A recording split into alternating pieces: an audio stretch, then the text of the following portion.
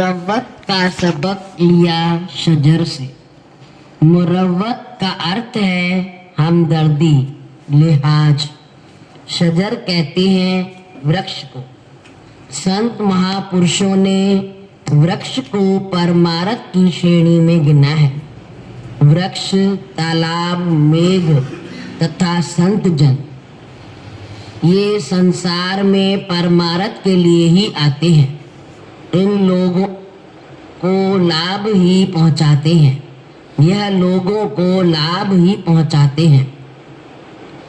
वृक्ष के विषय में पंजाबी कवि ने लिखा है, बंदे कोलों रुख चंगेरा, जेहड़ा लग पावे बिन लायो, ढीमा खाए तब फल खवाए, अते फर्क न करदा छायो, चंगा खावे त चंगा पहने, अते रब दा नाम बुलायो, आख ग्वाला मोया जीवंदिया, तू केड़े कम आयो। अर्थात वृक्ष का यह स्वभाव होता है कि वे जंगलों में तो बिना उगाए ही उगते हैं। कुदरत की ओर से कहीं कहीं पर स्वयं लगाने पड़ते हैं। फिर उसके स्वभाव की विशेषता का वर्णन करते हैं कि जब उस पर फल लगता है तो वह नीचे की ओर झुक जाता है। लोग उसको पत्थर मारते हैं और वह उन पत्थर के बदले में मीठे स्वादिष्ट फल प्रदान करता है, जिसके सेवन से स्वास्थ्य बनता है। वृक्ष के पत्तों से झोपड़े बनाए जाते हैं, खाद बनाई जाती है। वृक्ष की लकड़ी मकान में घरेलू वस्तुएं अर्थात मेज, कुर्सी, चारपाई, आग जलाने आदि के प्रयोग में लाई जाती हैं। किसी कवि ने तो इतना तक कहा कि मनुष्य का जन्म, यौवन, प्रौढ़ अवस्था, बुढ़ापा और अंतिम मृत्यु समय तक लकड़ी से ही संबंध है। जन्म के बाद शिशु का झूला, कुछ बड़ा होने पर बाल्यावस्था में तख्ती, खेलने का सामान, यौवन में ठाट बाट के लिए लकड़ी का सोफा, मेज, कुर्सी आदि एवं बुढ़ापे में लाठी का सहारे चलना, अंतिम समय दाह संस्कार भी लकड़ी से होना, अर्थात आदि से अंत तक मनुष्य का लकड़ी से संबंध होता है। यह लकड़ी वृक्ष का दूसरा नाम है।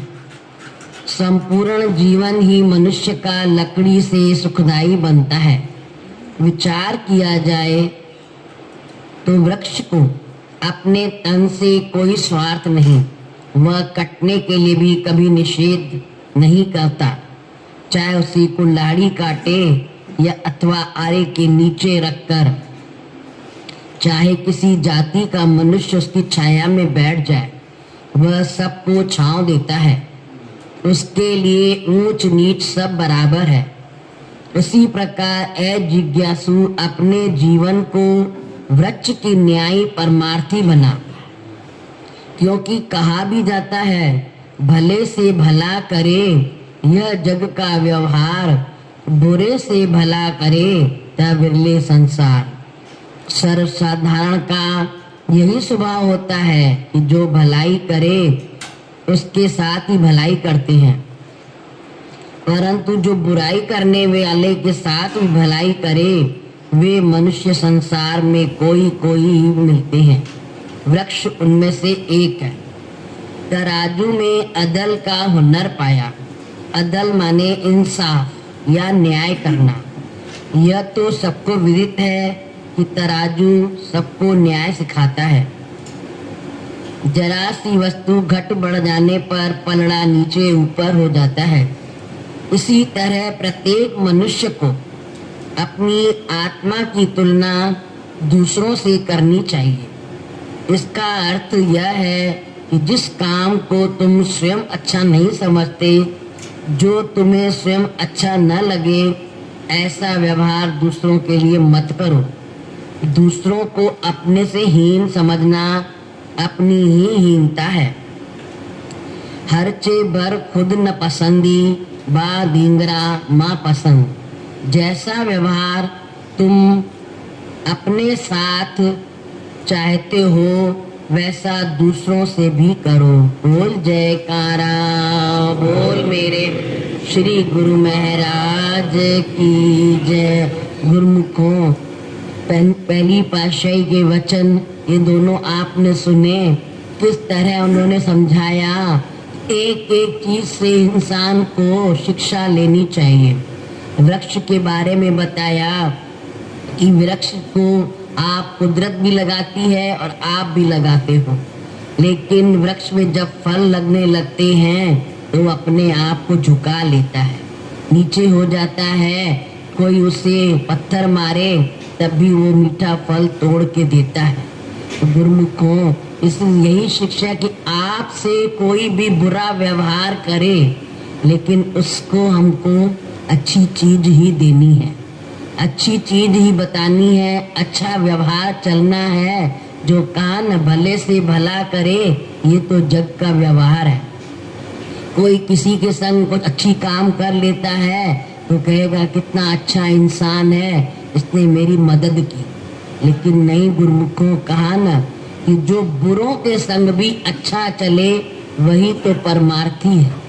जो बुरे के संग भी अच्छा करे, बुरा है तो वो अपने लिए है, हमें तो व्यवहार अच्छा रखना चाहिए। हम क्यों अपने को वो करें? हम अपना जो चीज हमें गुरु महाराज जी ने सिखाया है, हमें तो गुरु महाराज जी की तरफ देखना है, न कि और किसी को।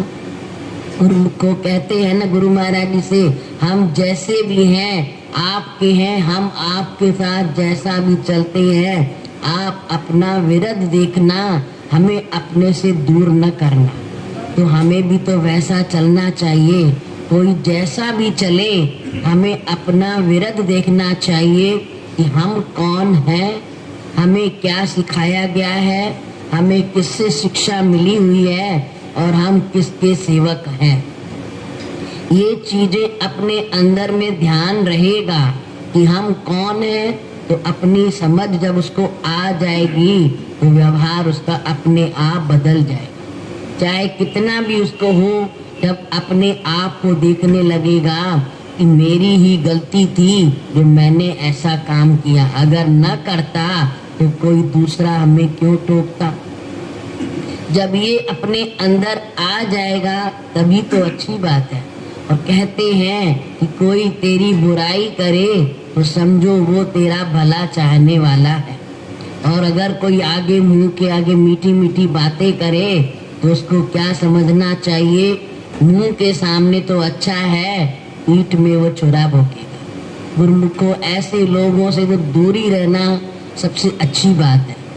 यदि ऐसे से दूर रहेंगे तो अच्छा है। ये ना समझे किसने मेरी बढ़ाई कर दी तो मेरे अपने अंदर अहंकार ला दे कि हम वाकई में ऐसे होंगे तभी तो मेरी बढ़ाई करी है ना। गुरुमुखों, कोई भी सामने ऐसा कहेगा ही नहीं कि तुम खराब हो। जो बोल दे कि तुम खराब हो, समझो सबसे पहला तो वही हमदर्द है हमारा, इसने हमारे साथ अच्छाई करी है। गुरुमुखों, ये बात जब मन के अंदर आ गई तो सब कुछ आएगा। पहले ही बोला ना कि हमदर्दी का सबके अंदर होना चाहिए। ऐसा नहीं कि हमदर्दी हो नहीं और आगे बढ़ते चले जाएं ना। गुरुमुखों, ऐसा नहीं करना चाहिए। एक बार महात्मा जी जब गए जंगल में, सब सेवकों को साथ लेके गए, उनमें एक उनका राजा भी था। सबको लेके साथ गए और जा करके एक वृक्ष के नीचे बैठ करके सत्संग का कार्यक्रम करने लगे।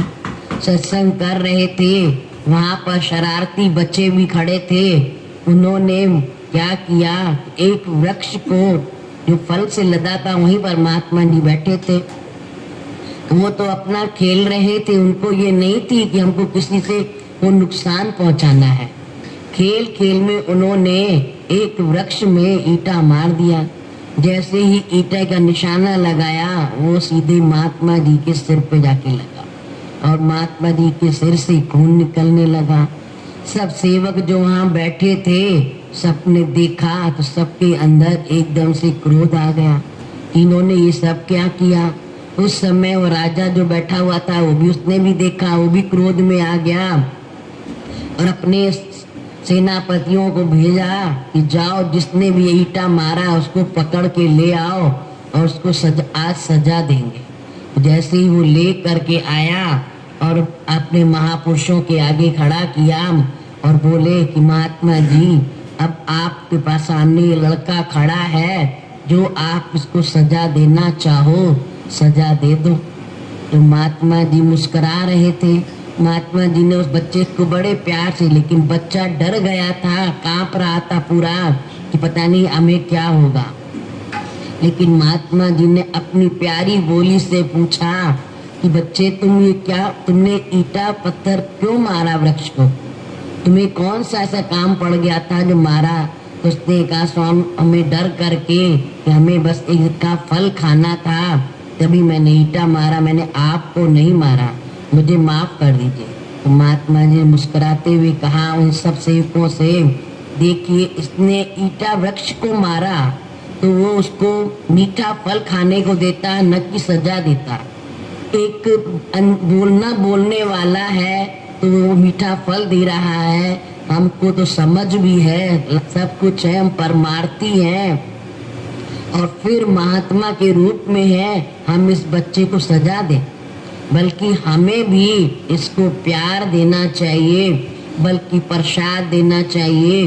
जब वृक्ष दे सकता है क्या हम इंसान को नहीं दे सकते? ये बात सुनकर के राजा को शर्मिंदगी हुई कि हमने ये क्या कर दिया, हम किसकी संग में थे और हमने गलत व्यवहार किया। उस राजा ने भी महात्मा जी से क्षमा मांगी और उस बच्चे को खूब सारा फल और प्रसाद दे करके उसको वहां से विदा किया। बच्चा हंसता खेलता हुआ गया। तब महात्मा जी ने उनसे वचन किए कि देखिए आप लोगों को इतनी जल्दी गुस्सा आ गया कि इस पत्थर उसको तो भूल में आके लगा, लेकिन आपने ये नहीं सोचा कि बच्चे ने तो हमें नहीं मारा था, वो वृक्ष से फल तोड़ रहा था, फल उसको मीठा मिलता, वो खाता और अपनी भूख मिटाता, और हम अगर सजा देते तो उसको क्या मिलता? उसके अंदर से संतों के लिए भी घृणा हो जाती। ये संत महापुरुष हैं और ऐसा काम करते हैं, इससे अच्छे तो वृक्ष थे जो हमको मीठी चीज दे रहे थे।